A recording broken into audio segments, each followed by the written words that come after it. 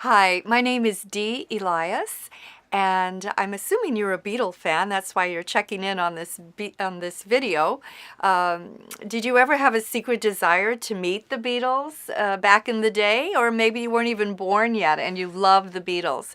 Well, guess what? I got to meet the Beatles. I planned it, I schemed it, and I had a lot of luck. But my girlfriend and I, Paulette, and I made it up into the hotel, into the floor, onto their floor, and into their hotel room. So it's an amazing story of how we did that. It wasn't quite legal, but we did it.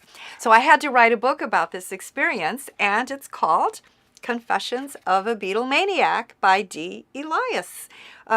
The great thing is I actually wrote this 45 years ago after my wonderful experience of Beatlemania and meeting the Beatles. I decided to write everything down in a manuscript form and draw some cute cartoons to go with the story so that I could remember it now in this day and age.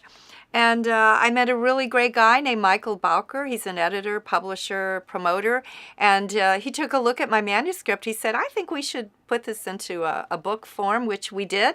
And it was just released a couple weeks ago on Amazon.com. So let me tell you a little bit about it, though. It's a true story for sure. And it captures those teenage years back in the early 60s. When I was 14 to 16, and it was the first time my friends and I experienced love for the first time, with the Beatles. I myself personally loved Paul McCartney, along with millions of other fans, but I felt I was the most loyal and loving of all the fans, and I had to meet him. Paul had to know that I existed. He had to know that I cared for him, and so it was going to take whatever it took for me to meet him and the other Beatles. And my friend Paulette, her favorite was Ringo, and she felt the same way. And I'm sure you did too, if you lived that time period that I did. So we had all kinds of escapades during those crazy years. My parents had no idea what we were up to, but we went to Beatle rallies. We went to all the Beatle movies. We were in line overnight to get the tickets.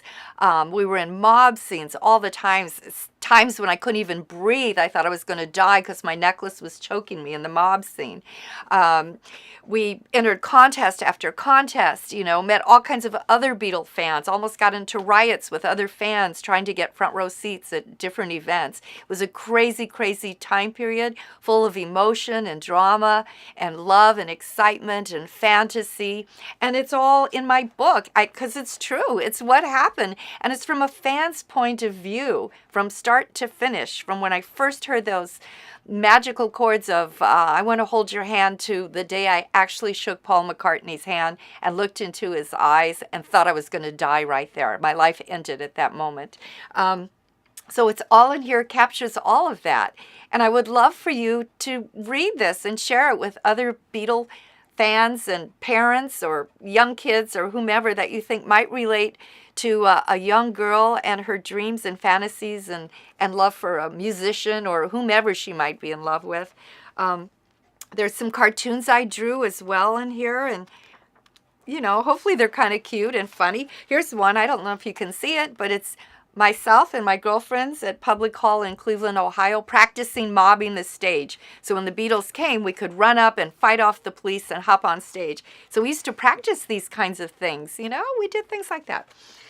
So it's a fun story, and hopefully you would enjoy it.